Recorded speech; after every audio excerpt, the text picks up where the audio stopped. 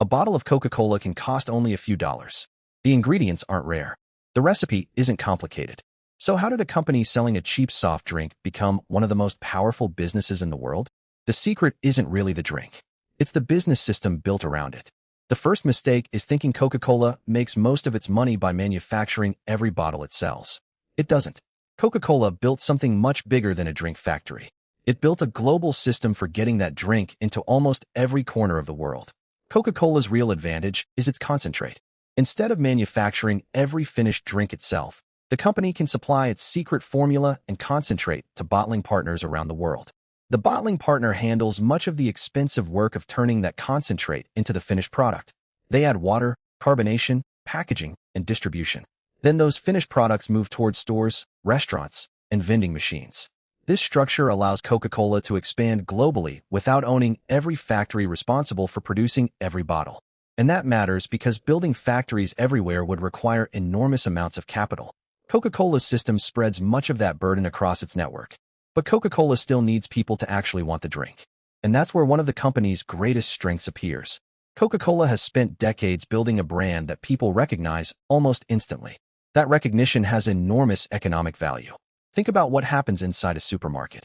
You walk past hundreds of products, but some brands require almost no explanation. You don't need to understand the ingredients, the manufacturing process, or the company structure before deciding whether you recognize the product. That familiarity can make Coca-Cola easier to sell than an unknown competitor sitting beside it. But branding alone isn't enough. The product has to be available almost everywhere customers expect to find it. That's why distribution is so important. A drink customers can't find is a sale the company never gets. Coca-Cola therefore works with a huge network of bottlers, distributors, retailers, restaurants, and other businesses. The bigger that network becomes, the easier it becomes to put the product in front of more customers. And scale gives Coca-Cola another advantage. Its marketing can reach enormous numbers of people at once. A small local drink company might spend money advertising to one city. Coca-Cola can build campaigns recognized across entire countries. That global recognition also helps Coca-Cola negotiate relationships with major retailers and restaurant chains.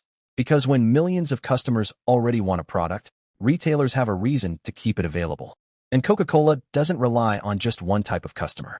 It sells through many different channels.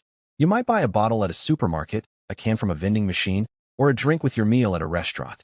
The product stays familiar while the place where you buy it keeps changing. That's powerful distribution. But Coca-Cola's business isn't just about selling more bottles.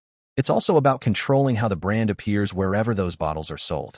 That includes refrigerators, displays, vending machines, signs, menus, and promotional campaigns. The goal is simple. When you're thirsty, Coca-Cola should already be somewhere nearby. And convenience matters because people often choose what's easiest to find. A product that's everywhere has a natural advantage. But Coca-Cola also has another advantage: pricing power. A powerful brand can sometimes charge more than an unknown competitor. That doesn't mean Coca-Cola can charge anything it wants. Customers still have alternatives. So the company has to balance price increases with customer demand, competition, and the overall value people associate with the brand. And here's where the economics become interesting. The actual liquid inside the bottle isn't the only thing customers are paying for. You're also paying for packaging, transportation, convenience, advertising, distribution, and the value of the brand itself. That's why a simple bottle of soda can support a surprisingly complicated global business. But Coca-Cola doesn't stop with one drink. The company has built a huge portfolio of beverages, giving it more ways to reach different customers and occasions. Some people want a soft drink. Others want water, juice, sports drinks, or something with less sugar. A broad portfolio helps the company compete for all of them. This also gives Coca-Cola more opportunities to use its distribution network. The same trucks and retail relationships can support multiple products. And when a company operates at enormous scale, even small improvements can become worth millions. A slightly better distribution route, a small reduction in packaging costs, a tiny increase in sales. When you're operating across a massive global network, those small numbers multiply quickly. But maintaining that scale isn't easy. Coca-Cola has to deal with changing consumer tastes, health concerns, competition, and government regulations. The company therefore has to keep adapting while protecting the identity that made the brand valuable in the first place. And that's one of the hardest things about a global brand. Change too little, and customers move on. Change too much, and you risk losing what made people love the brand. Coca-Cola's long-term strategy has therefore been about much more than selling a drink. It's about owning a place in people's everyday routines. Think about how often people encounter the brand without actively looking for it. At a restaurant, at a supermarket, at a stadium, or sitting inside a vending machine. That constant presence makes the product feel familiar. And familiarity can influence what people choose when they're ready to buy. This is the real power of the Coca-Cola business model. It combines a recognizable brand with a massive distribution system. And when those two pillars work together, something powerful happens. Coca-Cola doesn't have to convince every customer from scratch. The brand creates demand, while the distribution network makes the product easy to buy. That's a very different business from simply making bottles in a factory and hoping people buy them. It's a system designed to make the product visible, available, and familiar. And this system creates another advantage. Every new customer can be reached through infrastructure that already exists. That's why scale can be so powerful in business. The cost of building the system is enormous, but once it's established, it can support huge volumes of sales. And the more products move through that system, the more efficiently the entire machine can operate. But perhaps the most impressive part is how little of the business depends on the actual cost of the ingredients. Water, sugar, flavoring, packaging, and other inputs are only part of the equation. The bigger value comes from everything surrounding those ingredients. The brand, the distribution, the convenience, and the millions of customers who already know what they're buying. That's why copying Coca-Cola isn't as simple as mixing a similar drink. A competitor can copy a flavor.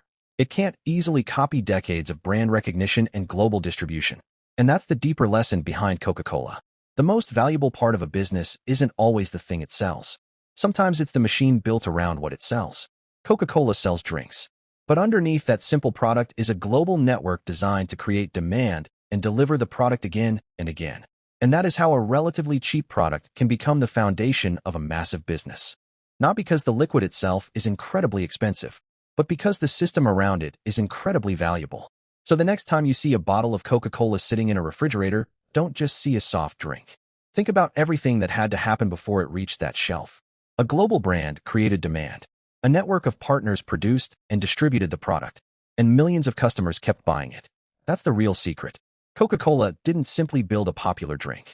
It built a business system that makes the drink easy to recognize, easy to find, and easy to sell at enormous scale.